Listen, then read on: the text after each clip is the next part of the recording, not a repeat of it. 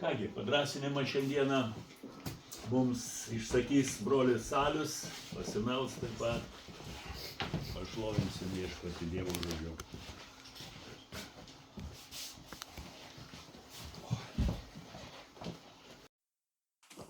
Viešpatie Dieve, dėkojame Tau už Tavo meilę, už Tavo rūpestį žmonėmis, už tai, kad Tu padarai viską, kad žmonės, kurie Tavimi pasitikė, galėtų turėti amžinąjį gyvenimą per Jėzaus Kristaus auką, Viešpatie. Ta auka verta garbinimo visą amžinybę, Viešpatie, nes nėra didesnio dalyko, ką Tu esi padaręs, kaip kad paaukoti savo viengimį sūnų, tikrai Dievą, Viešpatie, patį save, kaip auką už visus, kurie yra nusidėjėliai, Viešpatie Dieve. O Tu sakai savo žodį, kad visi nusidėjo ir stokoja Tavo šlovės. Ir Viešpatie, Tau bus padėka už tai visą amžinybę ir šlovė ir garbė. Ir dabar, Viešpatie, mes meldžiame tie, kurie esame Tavo vaikai, kad Tu palaimintum pamokslaujančius šiandieną, kurie šlovina Tavo vardą, kurie skelbia Tavo žodį, Tavo išganimo, išgelbėjimo evangeliją. Meldžiu, Viešpatie Dieve, kad Tu veiktum savo šventąją dvasią, kad Tu veiktum ir apreikštum Kristų tiems, kurie Jo dar nepažįsta, ir padėtum mums augti, vis labiau panašėjant į Kristaus asmenį, Viešpatie. Meldžiu dabar suteik išminties man, atskleidžiant Tavo žodžio tiesas. Prašau, Viešpatie Dieve, atverk ir klausančiųjų širdis, kad tos tiesos nugultų širdise ir neštų vaisių Tavo garbė ir šlovė. Jėzus Kristus vardu meldžiu ir dėkoju Tau. Amen.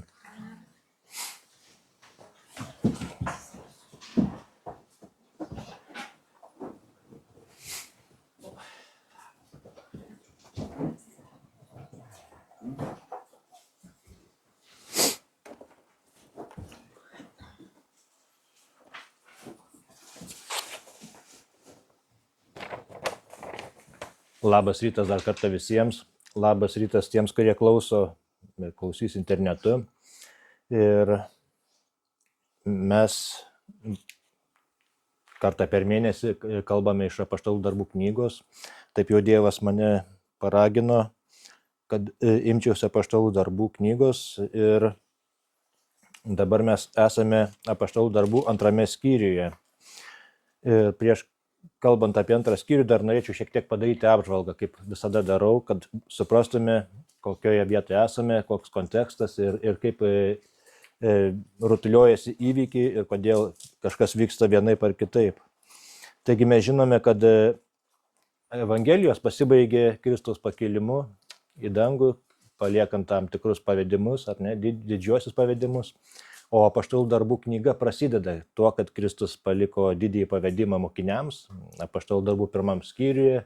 Tai yra viena iš pagrindinių eilučių Apaštalų darbų knygoje, tai 1 skyriaus 8 eilutė, kur sakoma, kai ant jūsų nužengs šventoji dvasia, jūs gausite jėgos ir tapsite mano liudytojais Jeruzalėje ir visoje Judėjoje bei Samarijoje ir lig pat žemės pakraščių. Ir tai yra raktas į visą Apaštalų darbų knygą, nes mes matysime, kad jau praeitą kartą kalbėjome, kaip nužengė šventoji dvasia, ar ne, ir kaip tikintieji, kurie gavo šventąją dvasią, pradeda skelbti Evangeliją. Ir paskui mes žinome, kad atėjus sekminių dienai, 2 skyriuje, jau mokiniai vis dar buvo visi vienoje vietoje, kaip Kristus buvo nurodęs, kad jie turi pasilikti Jeruzalėje, ir jiems iš dangaus pasigirdo ūžesys ir visi pasidarė šventosios dvasios, nusileido ugnis, ar ne, ir pasidalino ant kiekvieno iš jų, ir jie pradėjo kalbėti kitomis kalbomis, kaip dvasia davė jiems prabilti. Ir mes kalbėjome apie tai, kad tos kalbos buvo konkrečios kalbos, tai buvo su tikslu kalbama, ar ne, ir kiekvienas kalbėjo tą kalbą, kaip dvasia davė, ir kilo didelis ūžesys, triukšmas, ar ne, toje vietoje subėgo žmonės iš aplinkui pasižiūrėti, kas čia vyksta, ir jie stebėjosi, nes, kaip jie sakė, galima sakyti, visi labai stebėjosi ir nieko nesuprasdami klausinėjo, ką tai reiškia. Nes ir tie visi tai buvo iš įvairių šalių atvykę žmonės, kurie buvo įtikėję į Izraelio garbinamą Dievą. Jie buvo priėmę judaizmą, nes mes žinome, kad įstatymė taip pat buvo duota išlyga, jeigu kažkoks ateivis, pagonis ar kažkas norėtų garbinti Dievą, švęsti Paschą, jie turi priimti tą sandorą, kuri buvo sudaryta su Izraeliu, tai ir Abraomu, tai apsipjaustyti ir taip toliau, ir praktikuoti tada, atsiduoti tam visam įstatymui, kuris buvo duotas Izraeliui. Ir buvo daug tokių žmonių, kurie, būdami kitataučiai, įtikėjo Dievu ir praktikavo judaizmą, sakykime, taip techniškai galima sakyti. Ir per Velykas, per Paschą jie jau buvo atvykę pagarbinti Dievą, tai jau pagrindinė šventė, ir dažnai pasilikdavo tie tikintieji ir iki sekminių, arba atskirai atvykdavo sekminių dieną. O sekminės tai buvo pirmųjų derlių šventė, arba derlių pirmienos, kurios buvo aukojamos Dievui, kaip pripažinimas, jog Dievas duoda derlių ir kad būtų pašventintas ir visas būsimas derlius, kad turėtų palaiminimą. Tai buvo numatyta įstatyme. Ir dabar visi tie kitataučiai, kurie išvardinti yra nuo 10 eilutės, nuo 9. Mes, partai, medai, elamitai, Mesopotamijos, Judėjos ir Kapadokijos, Ponto ir Azijos, Frygijos ir Pamfilijos, Egipto bei Libijos pakraščio ties Kirėnė gyventojai, ateiviai, romiečiai, žydai ir prozelitai, kretiečiai ir arabai, girdime juos skelbiant didingus Dievo darbus mūsų kalbomis. Ir mes matome, kad labai tiksliai buvo įvardintos kalbos, ir mes žinome, kad tuo metu pasaulyje buvo ir daugiau kalbų, ar ne? Ir šiandieną mes dažnai girdime, o aš kalbu kalbą, kurios dar mes nežinome, arba galbūt išnykusi. O koks tikslas? Dievas davė kalbų dovaną su tikslu, kad būtų paskelbta Evangelija. Ir Evangelija buvo paskelbta būtent tomis kalbomis, kokių kalbų žmonės buvo toje vietoje.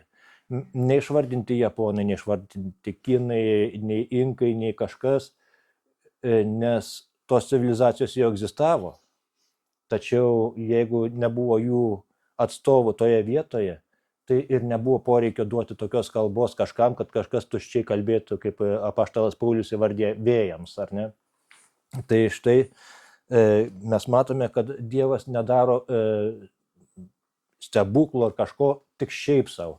Taigi tos provokacijos, kad kalbėti tomis svetimomis kalbomis, jos yra ne iš Dievo, sakyčiau, nes mes netgi žinome, kad šamanai, burtininkai, jie taip pat sugeba kalbėti kažkokiamis keistomis kalbomis, kurių nežinia, ar pasaulyje egzistuoja ar neegzistuoja, bet tai tiesiog kalbėjimas dėl kalbėjimo gaunasi. Tai kad kalbi kalbomis, nebūtinai gali reikšti, kad tu gavai šventosios dvasios dovaną. Ir toliau, ir šiandieną mūsų tema bus pirmasis apaštalo Petro pamokslas. Kodėl sakau pirmasis pamokslas? Apaštalų darbų 1 skyriuje mes matome, kad jau Petras buvo išstojęs ir jis jau ten išsakė, kodėl jiems reikėtų išsirinkti 12 narį, ar ne, jis rėmėsi Dievo žodžiu. Tačiau kodėl tai nebuvo pamokslas? Kas galėtų pasakyti? Tai buvo teologinė šneka, ar ne? Teologinė pamoka, nukreipianti dėmesį į simbolinio 12 atstatymą, apie ką mes kalbėjome. Tačiau krikščionijoje turėtume suprasti tokį dalyką, kad pamokslas savo struktūra visada remiasi į Kristų. Pamokslo centras yra Kristus. Ir mes galime ketvirtadieniais kalbėti apie Dievo žodžio tiesas, tarkim, kaip veikia bažnyčia, ar ne, koks tikinčiojo vaidmuo bažnyčioje ir taip toliau, ir kaip mes turėtume gyventi kasdienį gyvenimą. Tai yra pamokos. O pamokslas visada sukoncentruoja dėmesį į Kristų, į jo Evangeliją, į jo atliktą darbą ir neša garbę Dievui už tai, ką jis padarė dėl mūsų. Taigi centras yra Kristus. Taigi 1 skyriuje mes nematome dar centre Kristus, tai tiesiog apaštalo Petro toks išstojimas, kad būtų suprasta tam tikra teologinė tiesa. O antrame skyriuje yra pirmasis Petro pamokslas ir pirmiausia, prieš pamokslą jisai sureaguoja į ten subėgusių žmonių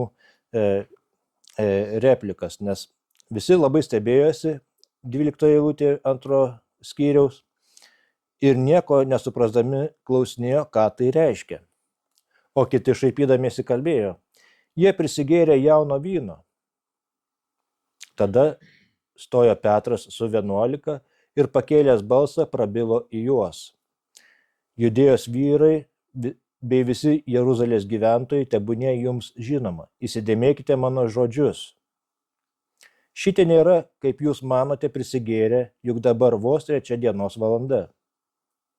Taigi štai, yra visokių minčių, greičiausiai visos jos čia neužrašytos, kas čia galėjo būti replikuojama, nes žmonės tikrai buvo sumišę, girdėjo Evangeliją ir kiekvienas savo kalba, tačiau dauguma žmonių turbūt buvo suprantančių hebrajiškai ir Petras jis skelbė Evangeliją ta kalba. Ir įdomu tai, kad jis nepradėjo tenais jų įžeidinėti arba piktintis tuo, kad žmonės kažkaip keistai reaguoja, bet jisai tvirtai davė tokį aišku nuosaikų atsakymą. Ir visojame pamoksle, kuris bus labai aišku, su kokia liaudimi Petras kalba. Ir dėl to neblaivumo, sako, prisigėrė jauno vyno, sako, o Petras sako, dar tik 3 dienos valanda. Nežinau, ar žinote, bet laikas tuo metu buvo skaičiuojamas kitaip negu dabar. Maždaug nuo 6 valandos, kuomet kildavo saulė, būdavo laikoma, tai yra 1 valanda. Taigi, jeigu Petras sako 3 valanda, tai būtų 9 ryto. Tuo metu vynas buvo vartojamas tik kaip dezinfekuoti vandenį, tai tenais galėjo būti iki 3 laipsnių stiprumo vynas ir norint pasigerti, kad taip jau kažkaip negerai atrodytų, tai turbūt reikėjo ilgai tą daryti. Kitas dalykas, tuo metu socialinė santvarka buvo tokia, kad jokių pašalpų nebuvo ir kiekvienas žmogus nuo pat ryto turėjo sunkiai dirbti, kad vakare turėtų ką pavalgyti. Taigi negalėjo jie per 3 valandas tiek įgerti ir užsimti tokiais dalykais kaip alkoholio vartojimas tam, kad apsvaigti, kad tai būtų teisinga. Taigi ir už tai Petras ir sako, dar tik 3 valanda, toje kultūroje tai buvo neįmanoma, kad tai būtų jau paveikęs juos vynas. Ir apaštalas Petras iš karto pradeda kalbėti apie tai, kas buvo aktualu tiems, kurie tikėjo Jahve, Jehovą, Izraelio dievu. Sako, čia išsipildė pranašystė. Štai. Taip, Petras sako, šitie nėra, kaip jūs manote, prisigėrė, juk dabar vos 3 dienos valanda. Bet 16 eilutė sako, bet čia išsipildė, kas buvo pasakyta.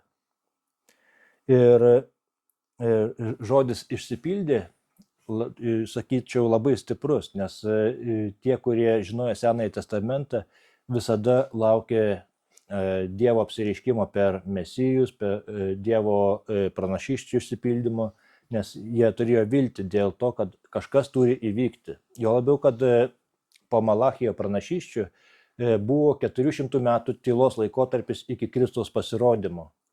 Dėl Izraelio nuodėmių jie nebegaudavo pranašysčių. Ir štai dabar kažkas įvyko. Ir Petras sako, kai kas išsipildė.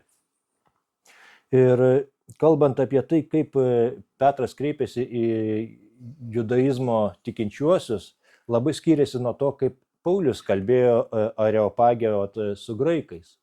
Ir labai svarbu jausti tą momentą, kaip reikia išstoti, kaip reikia pasitikėti Dievu ir taip pat turėti išminties, kokiu būdu pateikti žinią. Mes žinome, kad Paulius prieš kalbėdamas Areopagiją vaikščiojo po miestą, žiūrėjo šventenybės ir rado už ko užsikabinti, kad pateiktų jiems gyvai Dievą, sako, matau jūs visai atžvilgiais religingi ir nors jis siaubingai nekentė tų dalykų, ką jie daro ir ką garbina, bet jisai sugebėjo pateikti jiems, sako, jūs palikote aukarą vienam nežinomam dievui, tai štai jį skelbiu. Ir tą dievą iškėlė aukščiau jų netikrų dievų. Čia apaštalas Petras sako, išsipildė. Ir iš karto atkreipė dėmesį šituo stipriu žodžiu. Ir jisai iš karto nurodo į Joelio pranašystę. Aišku, iš karto pasakysiu, kad čia, ką Petras cituoja iš Joelio pranašystės, yra tik dalinis išsipildymas.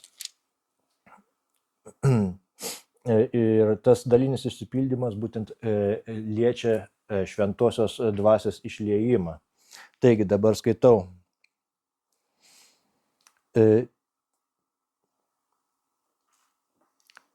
Taip, bet čia išsipildė, kas buvo pasakyta per pranašą Joelį.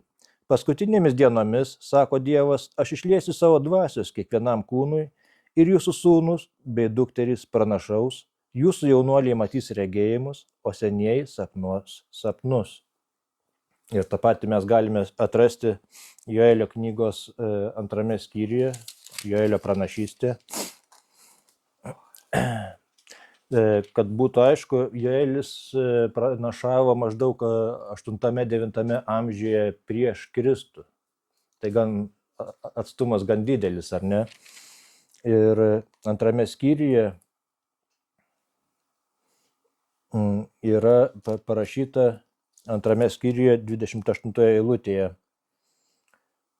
Taip pat sako, po to aš išliesiu savo dvasios ant kiekvieno kūno, jūsų sūnus ir dukterys pranašaus, seniai sapnuos sapnus ir jaunuoliai matys regėjimus.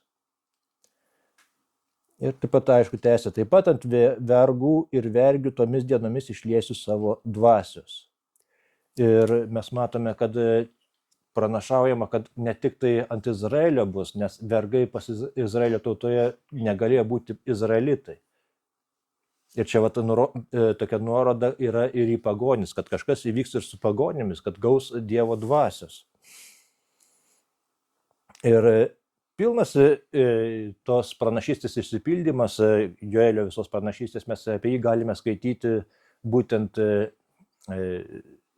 apreiškimų knygos 6 skyriuje. Šiandien apie tai tenais neversime, bet ten tikrai fantastinis skyrius apie 4 žirgus su negandomis, ar ne, tos raitelius, kur tikrai didelės negandos ištinka pasaulį. Ir Joelis tuomet, kai pranašavo, taip pat buvo labai sunkus laikai, ir greičiausiai manoma, kad jisai buvo vienas iš kunigų, taip pat ir pranašas. Ir jo visas dėmesys buvo į tai, kad laikai tokie sunkus, kad net nėra duonos aukai šventykloje. Buvo labai sunkus laikas, badas krašte, už tai Joelis kvietė netikinčiuosius, izraelitus, savo tautą, kad jie gręžtųsi į viešpatį, kad atgailautų, kad pasninkautų. Atrodo jau badas, bet sako, jūs pasninkaukite, dar pasninkaukite, jūs dar nepasninkaujate. Jis kviečia netgi jaunikiai išeiti toje savo pranašystėje iš savo miegamojo, kad būtų visiškas pasninkas, susilaikymas nuo visko, kad paneigimas savęs ir širdies atverimas Dievui. Ir kadangi Joelis, jo pagrindinė tema ir buvo atgaila, tai ir čia labai aiškiai Petras jau kreipia klausančiuosius į tai, kad štai išsipildė, ką Joelis pranašavo, ir dabar jisai savo pamokslę veda tautą, tuos klausančiuosius link atgailos. Ir taip. Ir dabar toliau jisai kalba apie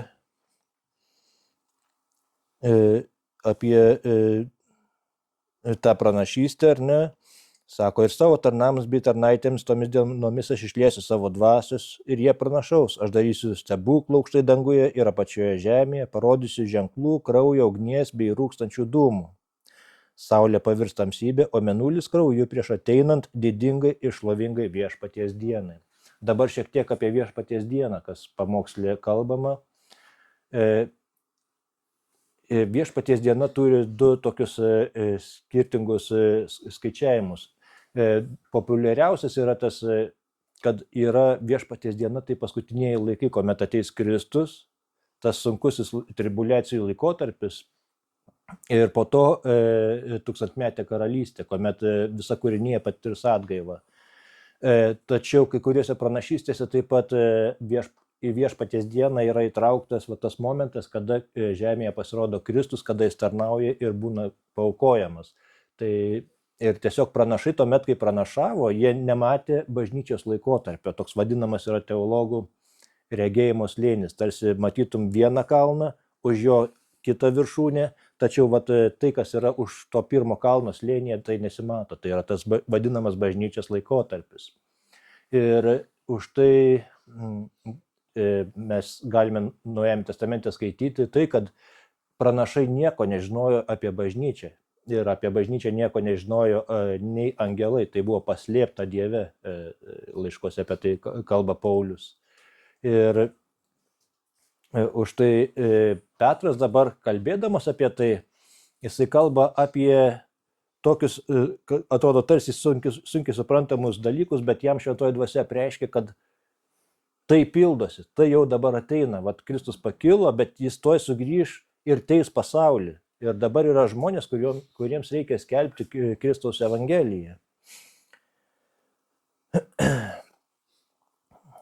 Ir toliau nuo pranašystės, 22 eilutėje apaštalas Petras pereina prie to, apie ką čia kalbama. Sako, Izraelio vyrai, klausykite šitų žodžių. Jėzų iš Nazareto, vyrą Dievo jums patvirtinta galingais darbais, stebuklais ir ženklais, kuriuos per jį nuveikė Dievas tarp jūsų, kaip ir patys žinote. Tai reiškia, jie jau žinojo, kad čia Jeruzalėje kažkoks buvo rimtas Dievo pranašas, jisai darė didelius darbus, stebuklus, jis kalbėjo ne kaip fariziejai. Mes skaitėme Kalno pamokslą, ar ne, gal 2 metus su virš, kas mėnesį, ir analizavome ir matėme, koks yra Kristaus mokymas, kaip jisai iš esmės kokybė, gilumu ir autoritetu skiriasi nuo fariziejų mokymo. Ir čia mes kalbėjome tik apie mokymą pradžiai, bet iš tikrųjų jis ne tik mokė, bet savo mokymą patvirtino ir veikimu, savo darbais, savo meilę žmonėms. Ir sako, ji iš ankstinių Dievo sprendimų bei numatymų atiduota, jūs piktadarių rankomis nužudėte, prikaldami prie kryžiaus. Ir štai, iškeliamas Jėzus, kurį jie nužudė, nors ir ne savomis rankomis, tačiau iš karto pastatoma jų kaltė. Mes žinome istoriją apie Dovydą, ar ne? Ir čia tas pats atsikartoja, kai Dovydas Bačebos vyrą nužudė, bet ne savo rankomis. Tas vyras buvo labai teisus. Jam rūpėjo jo kariuomenė, kai jisai buvo parkviestas pas karalių, ar ne, kad eitų pas savo žmoną, bet jis sakė, aš negaliu taip elgtis, kad kada mano kariai kariauja, žūsta ir linksmintis. Ir jisai neėjo pas savo žmoną. Ir jisai buvo toks labai nuoširdus žmogus. Ir čia šitoje vietoje Dovydas jau buvo įsijautęs į savo kaip karaliaus vaidmenį ir padarė klastą, kad Ūrija žūtų. Jis liepė jį pastatyti priešakinėse linijose, kur didžiausias pavojus. Ir tarsi jis nieko savo rankomis nepadarė, tačiau jo nusikaltimai nuvedė jį į mirtį. Ir iš tikrųjų mes tą patį matome dabar. Pasižiūrėk kiekvienas į save. Kiekvienas mes padarėme nuodėmių, kurias Kristus žinojo dar tuo metu. Kristus tai žinojo dar prieš pasaulio prasidėjimą. Ir kadangi jis, kaip Jono Evangelijoje 3 skyriuje 16 eilutėje sakoma, Dievas taip pamilo pasaulį, kad kiekvienas kad atidavė savo sūnų, kad kiekvienas, kuris įtiki, nepražūtų, bet turėtų amžinai gyvenimą, ar ne? Ir štai Dievas paaukoja savo sūnų už kiekvieną iš mūsų. Ir vat būtent apie tai kalbama, kad mūsų nuodėmės prikalė Jėzų prie kryžiaus. Būtent, ir jeigu mes būtume buvę tuo metu tenais, toje minioje, mes būtume greičiausiai, aš tai tikrai žinau savo sugedimą, savo prigimtinį sugedimą, tikrai būčiau paniekinęs tą plakamą, mušamą Kristų ir būčiau nusiuntęs jį ant kryžiaus. Aš tikrai žinau, kad aš esu toks sugedęs. Ir dėl to aš atgailavau prieš viešpatį Jėzų. Ir štai sako, bet dabar Dievas jį prikėlė, Apaštalų darbų 2.32, dabar pasižiūrėkime. Tą Jėzų Dievas prikėlė ir mes visi esame šito liudytojai. Štai, jūs visi jį pasmerkėte, bet štai Dievas jį prikėlė. Ir toliau dar stipresnė vieta. Dievo dešinės išaukštintas, jis gavo iš Tėvo šventosios dvasios pažadą ir išliejo tai, ką dabar matote ir girdite. Štai iš tikrųjų Dievo dešinės išaukštintas. Kai kalbam eina apie dešinę pusę, tai yra šlovė. Ir kai Dievas sako savo dešinę jį išaukštino, iškėlė, tai reiškia jį pakėlė iki teisėjo vietos. Ir už tai mes dabar, ir čia sako, Dievo dešinės išaukštintas, ir toliau norėčiau atsiversti, pasižiūrėti ir į 36 eilutę. Ir čia sakoma, tad tvirtai žinokite visi Izraelio namai, Dievas padarė viešpačiu ir Kristumi tą Jėzų, kurį jūs nukryžiavote. Labai stipru. Dievas padarė viešpačiu ir Kristumi. Mes kažkada esame kalbėję apie tai, kad Jėzus Kristus tai nėra vardas ir pavardė. Jėzus tai yra tas gelbėtojas, o Kristus siųstasis. Mesijas, taip, hebrajų kalboje, pasiųstas. Ir dar Mozei buvo duotas paaiškinimas, kad atsiųs pranašą didesnį už patį Mozę ir jame bus nuodėmių atleidimas. Ir štai čia pildosi šitas dalykas, šita pranašystė. Ir sako, kad jis dabar yra teisėjas. Čia yra visos Evangelijos esminis dalykas. Kad kiekvienas mes esame kaltas prieš Kristų, prieš jo kraują, dėl mūsų jis buvo nukryžiuotas ir Dievas jį prikėlė. Ir dabar Kristus yra teisėjas.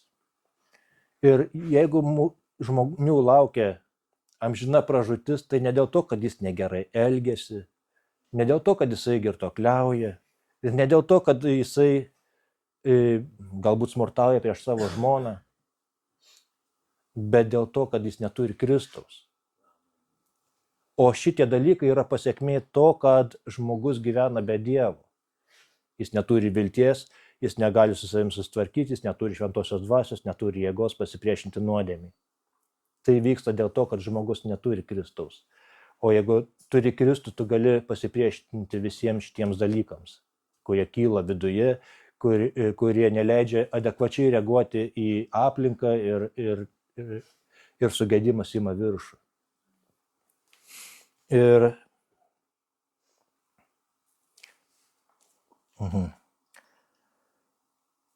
čia apaštalai būtent, kaip skaitome pirmame skyriuje, 8 eilutėje, sako, jūs tapsite mano liudytojai. Ir mes matome, kad pirmas Petro pamokslas ir iš karto nužengė šventoji dvasia, gavo jėgos, su ta jėga yra ir išmintis, ir pažinimas, ir raštų supratimas.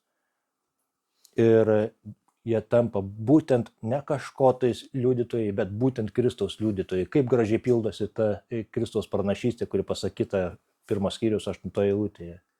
Ir nuo pat pradžių, ir nuo čia mes matysime ir vieną Petro pamokslą, ir kitą, ir Stepono, ir paskiau Paulius pamokslaus ir visi skelbs Kristų su šventosios dvasios jėga. Ir 37 eilutėje dar norėčiau atsiversti Joelio knygą. Ir čia taip pat 2 skyrių, 13 eilutė. Ir Joelis, kadangi sakiau, jis labai ragino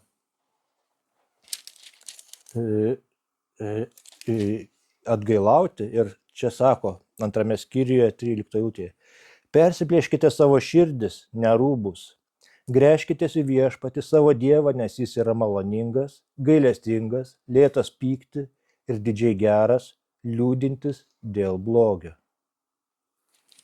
Ir štai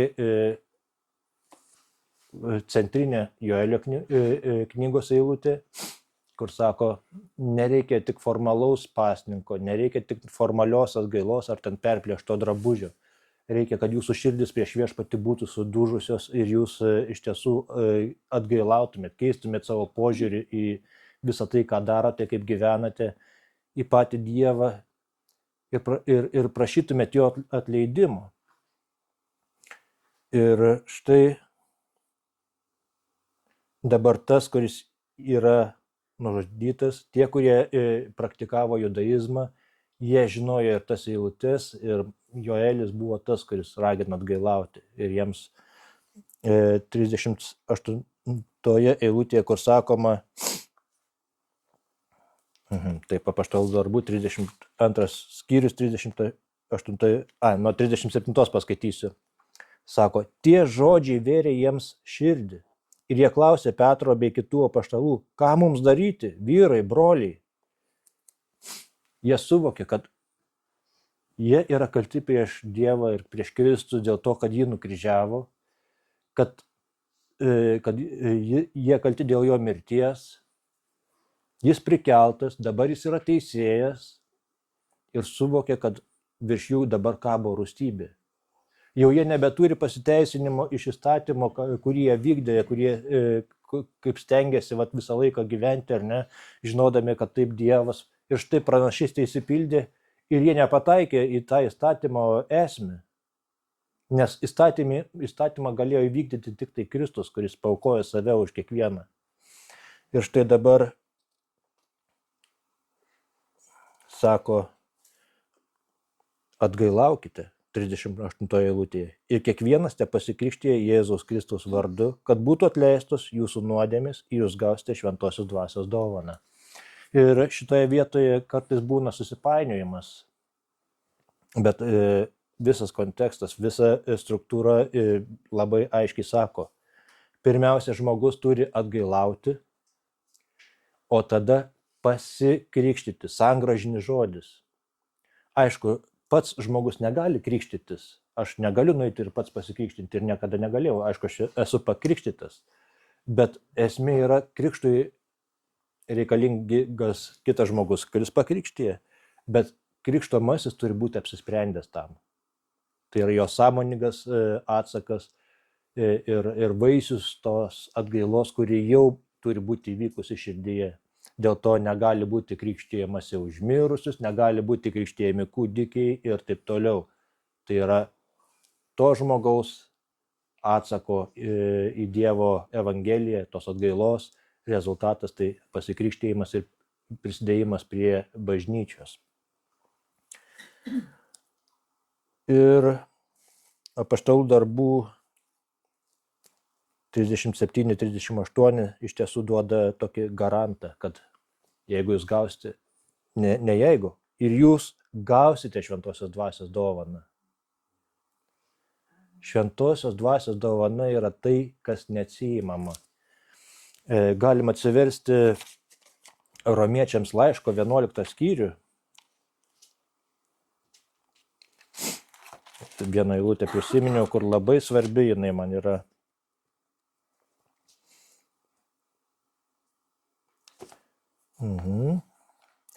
29 eilutė. Ir čia labai aiškiai pasakyta. Juk Dievo dovanos ir pašaukimas neatšaukiami. Ir nežinau, kaip galima išaiškinti tai, kad kažkas kalba apie amžinojo gyvenimo praradimą. Jeigu jau Dievas tau dovanoja amžinojo gyvenimą Kristuje, ir jeigu tu gavai šventosios dvasios dovaną, tai tu esi saugus, tu turi amžiną saugumą Dieve. Gali būti, kad tau gyvenime sunku bus, tu turėsi pereiti tam tikrus išbandymus, kai ko išmokti, tam tikrų pamokų. Gali būti, kad tu suklupsi, bet Dievo meilė ir Dievo pašaukimas ir dovanota šventoji dvasia, kuri apsigyvena žmogaus širdyje, jie neatšaukiami. Jie neatšaukiami. Ir štai, sako, ir jūs gausite šventosios dvasios dovaną. Taigi kiekvienas, kuris šaukėsi viešpaties vardo, bus išgelbėtas. Amen. Taigi pasimelskime.